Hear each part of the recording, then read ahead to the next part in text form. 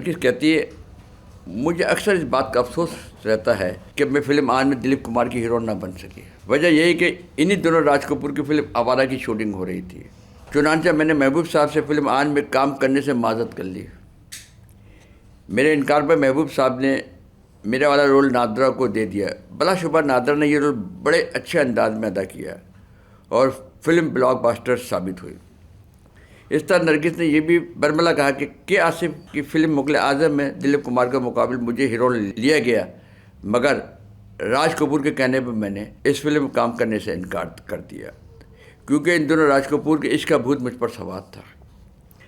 अब जब कभी मैं तन्हाई में होती हूँ तो सोचती हूँ काश मैं इन कामयाब फिल्मों का हिस्सा होती। हमारी गुलकारा रेशमा, फोक गुलकारा रेशमा, जब ये इंडिया के दौरे पे गई, मुझे दिलीप कुमार से मिलने का बड़ा जुनून था। इस मकसद के लिए जब मैंने भारत का दौरा किया तो सबसे पहले दिलीप कुमार से जाकर मिली। दिलीप कुमार ने न सिर्फ मुझे प्यार किया बल्कि इंदिरा गांधी को फ़ोन किया कि आप पाकिस्तान से आई हुई गुलकारा रेशमा से ज़रा मिल लें, मुलाकात कर लें। चुनांचा मेरी मुलाकात इंदिरा गांधी से करवाई गई। इंदिरा गांधी ने मुझे बहुत सुना, बहुत पसंद किया और मुझे कहा आप भारत में ही रह जाएं। मैंने इनकार किया। अलबत्ता एक फरमाइश मैंने इंदिरा गांधी से की कि आप मेरे गांव की सड़क पक्की करवा दें। इंदिरा गांधी ने उसी वक्त फौरी तौर पर मेरे गांव की पक्की सड़क बनाने का आर्डर सादिर कर दिया और 10 तोले सोने की चूड़ियाँ बतौर गिफ्ट पेश की। ये सब दिलीप कुमार की बदौलत ही हुआ। अमिताभ बच्चन। मैं बचपन से दिलीप कुमार का बहुत बड़ा फ़ैन था। फिर जब मैं अदाकारी की तरफ आया तो मैं अक्सर सोचा करता था कि मेरी ज़िंदगी वो दिन कब आएगा जब मैं दिलीप कुमार के साथ काम करूँगा। फिर जब मुझे फिल्म शक्ति में कास्ट किया गया तो मैं बहुत खुश भी था और ख़ाइफ भी। ख़ाइफ दो हवाले से कि एक ऐसे अदाकार के सामने खड़ा हो सकूँगा जिसे मैंने बरसों अपना आइडियल बना रखा है। दूसरा ये कि बेटे का किरदार बाप के हवाले से गम, गुस्से और मुखालफत को हवा देना था। अगरचे ये सब कुछ अदाकारी था, लेकिन मैं एक ऐसी हस्ती के साथ बाहर से ख़ाइफ था जिसकी मैं बहुत इज़्ज़त और तौक़ीर करता था, जिसकी बेहद सताइश करता था और जिससे बेहद मोहब्बत करता था। यही वजह है फिल्म शक्ति की शूटिंग करने से पहले मैं दिलीप कुमार के पाँव छूकर शूटिंग का आगाज़ करता था। जब 2001 में अमिताभ बच्चन को मिलेनियम बेस्ट अदाकार का अवार्ड मिला तो एक सहाफ़ी ने अमिताभ बच्चन से पूछा कि आप तो आज दिलीप कुमार से बड़े अदाकार बन गए हैं। अमिताभ बच्चन ने कहा, दिलीप कुमार मेरे पसंदीदा फनकार है, मैं इनकी अदाकारी से मुतासिर होकर फिल्म अदाकार बनाऊं।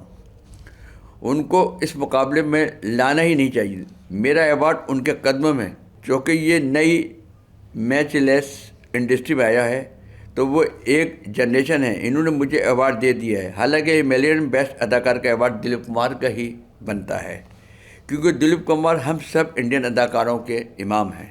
वैजयंती माला कहती है, अगरचे मैं फिल्म देवदास से पहले 5-6 फिल्मों में काम कर चुकी थी, मेरी असल पहचान फिल्म देवदास में दिलीप कुमार की वजह से हुई। देवदास से पहले मुझे सिर्फ आम सी रक्कासा समझा जाता था, लेकिन देवदास की कामयाबी के बाद फिल्म साजों को मेरे अंदर अदाकारी के जरासीम नज़र आए। जब मुझे बमल राय ने देवदास में चंद्रमुखी के किरदार के लिए चुना तो मेरी खुशी की इंतहा न रही, क्योंकि हर अदाकारी की ख्वाहिश होती है कि वो कम से कम एक फिल्म में ज़रूर दिलीप कुमार के साथ काम करे। लेकिन मुझ पर अल्लाह की ख़ास मेहरबानी हुई कि मैंने देवदास के बाद नया दौर, गंगा जमुना, मधुमती, लीडर, पैगाम, संघर्ष जैसी फिल्मों में दिलीप कुमार के साथ काम किया। इंडिया के वज़ीर आज़म नेहरू वैजयंती माला के डांस के बड़े फ़ैन थे। एक दफ़ा वो स्टूडियो तशरीफ़ लाए तो सबने उनका स्वागत करने के लिए मुझे आके किया, लेकिन जब वो आए तो उन्होंने आते ही पूछा, यूसुफ कहाँ है? यूसुफ खान यानी दिलीप कुमार साहब को इतला की और दिलीप कुमार साहब नेहरू से मिलने आ गए। नंदा कहती है, मैंने काफ़ी इंडियन मूवीज़ में चोटी के तमाम अदाकारों के साथ काम किया है सिवाय दिलीप कुमार के। दिलीप कुमार एक ऐसे स्टार थे जिनके साथ काम करने को तरसती रही और काम करने का मुझे मौका मैसर न आया और मैं इसे अपनी बदकिस्मती तस्वर करती, क्योंकि दिलीप कुमार के साथ काम करने वाले पर कामयाबी की मोहर लग जाती थी।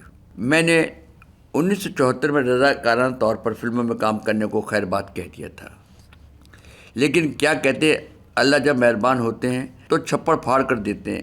1982 में चोपड़ा साहब ने मुझे फिल्म मजदूर में एक छोटे से रोल की ऑफ़र की। अगरचे दिलीप का मेरे साथ फिल्म में महज एक ही सीन था, फिर भी मैं ये मौका मिलने पर खुशी से उछल पड़ी। और इस तरह फिल्म मजदूर में दिलीप कुमार के साथ काम करने के बाद मैंने अपने आप से कहा, नंदा अब तेरा रिकॉर्ड मुकम्मल हुआ। फिल्म आदमी की रिलीज़ के मौके पर एक साफी ने दिलीप कुमार से कहा, क्या बात है, कल का छोकरा आपसे बाजी ले गया। जिस पर दिलीप कुमार साहब ने कहा, वो चढ़ता हुआ सूरज और मैं ढलता हुआ छाँव हूँ। दिलीप साहब से ऐसा कड़ाकेदार जवाब सुनकर साफी अपना मुंह लेकर रह गया। फिल्म आन की कामयाबी के बाद दिलीप कुमार अपनी मकबूलियत की इंतहा को पहुंच चुका था। तमाशा इसकी एक झलक देखने के लिए मुश्ताक रहा करते थे। जब फिल्म संगदिल रिलीज हुई तो फिल्म बेन दिलीप कुमार की झलक देखने के लिए बेताब थे। हिदायतकार को भी इनकी बेचैनी का एहसास था, इसलिए कैमरे ने सबसे पहले दिलीप कुमार के 2 पाँव दिखाए, जो धोती में मलबूस चप्पल पहने एक शख्स के पैर थे। निहायत आम सी बात थी, लेकिन तमाशाइयों ने बेख्तियार तालियां बजानी शुरू कर दी।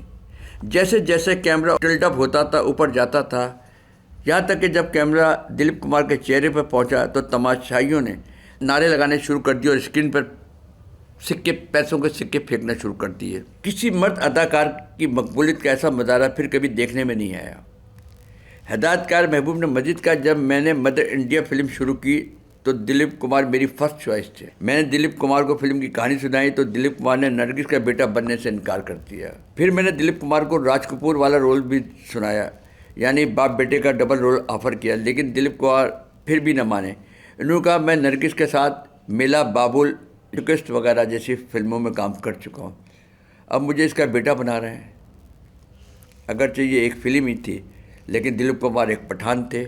एक बार ना कर दी तो फिर ना ही रहती थी।